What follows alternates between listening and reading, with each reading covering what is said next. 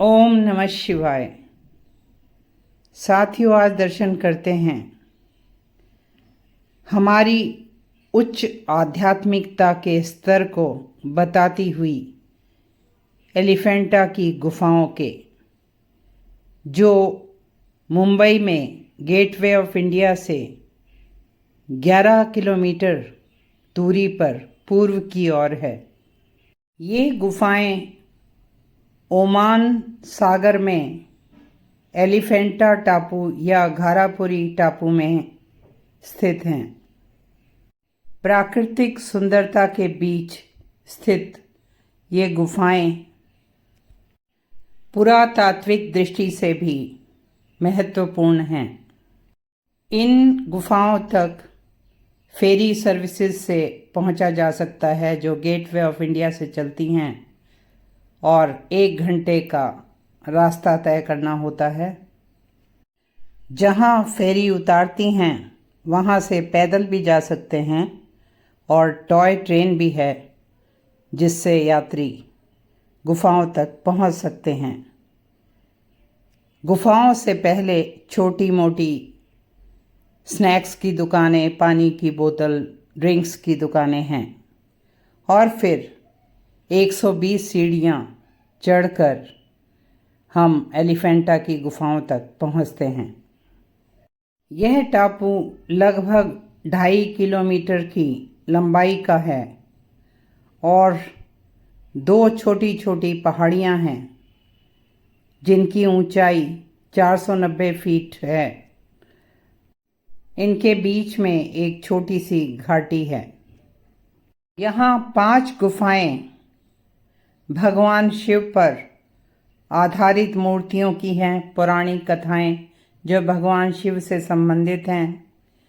2 गुफाएं बौद्ध धर्म से संबंधित हैं और यहाँ 2 टीले भी मिले हैं, जिनमें स्तूप थे। कहा जाता है बौद्ध गुफा, जो नंबर 6 की गुफा है, उसका इस्तेमाल पुर्तगालियों ने चर्च के रूप में भी किया।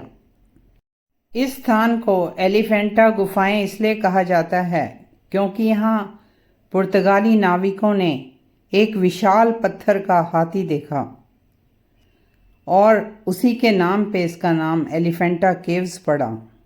ब्रिटिश लोगों ने, कहा जाता है, इस पाषाण के हाथी को ब्रिटेन ले जाना चाहा, लेकिन यह टुकड़े टुकड़े हो गया, तो इसे बम्बई ले जाया गया।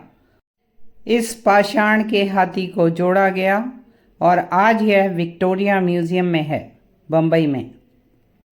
यहाँ पूर्वी पहाड़ी स्तूप पहाड़ी कहलाती है और पश्चिमी पहाड़ी कैनन हिल कहलाती है। पुर्तगालियों के यहाँ ठिकाना बनाने से पहले यह हिंदुओं का प्रसिद्ध धार्मिक स्थान था।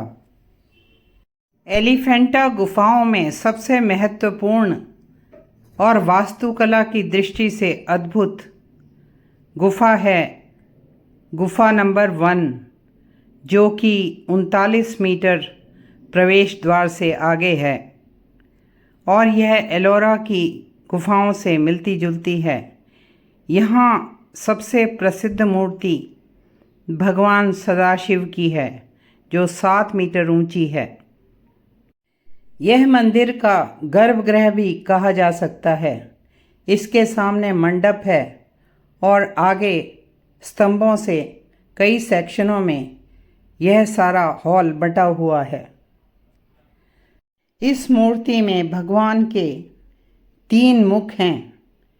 यह त्रिमूर्ति भगवान शिव को जगत के उत्पत्तिकर्ता, पालक और संहारक के रूप में दिखा रही है, या ये ब्रह्मा विष्णु महेश भी कहे जा सकते हैं। इसमें जो बाईं ओर मुख है उसे अघोरा या भैरव कहते हैं। बीच वाले जो पूर्ण मुख को तत्पुरुष या महादेव कहते हैं और दाईं ओर का मुख वामदेव या उमा का कहलाता है।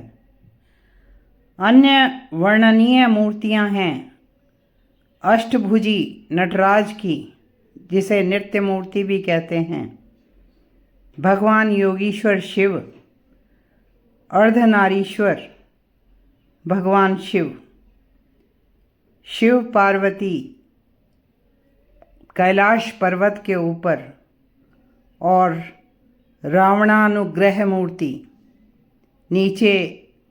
रावण जो है वो कैलाश पर्वत को उठाने का प्रयास कर रहा है। अंधकासुर वध की मूर्ति जिसमें भगवान का उग्र रूप है, भगवान शिव गंगाधर रूप में।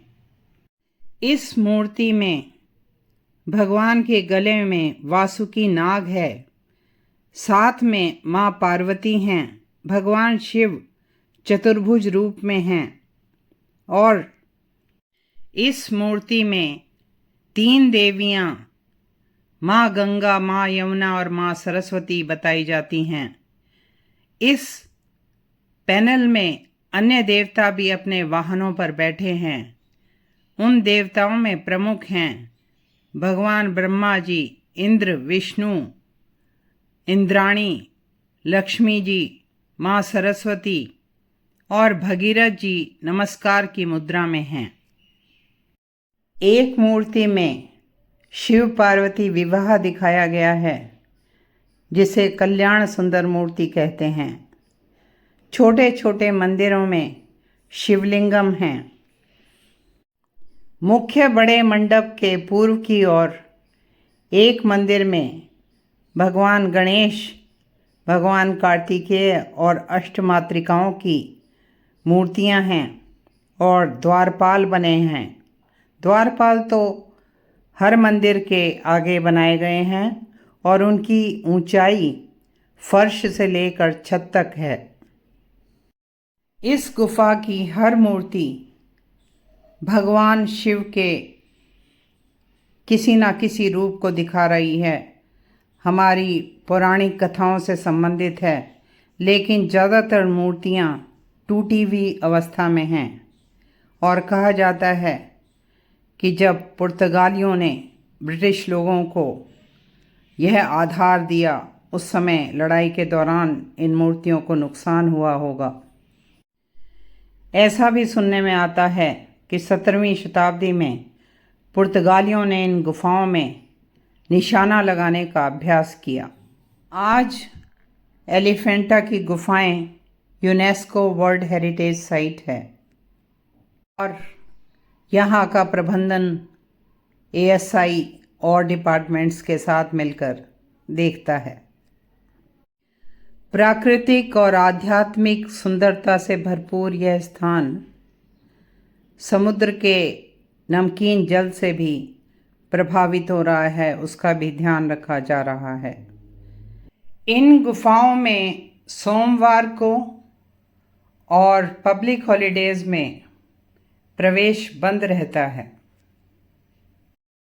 साथियों, मेरे साथ भारत के ऐसे दिव्य, अद्भुत, आध्यात्मिक, ऐतिहासिक स्थानों को देखने के लिए और इनकी जानकारी पाने के लिए please like, share and subscribe this channel. ओम नमः शिवाय।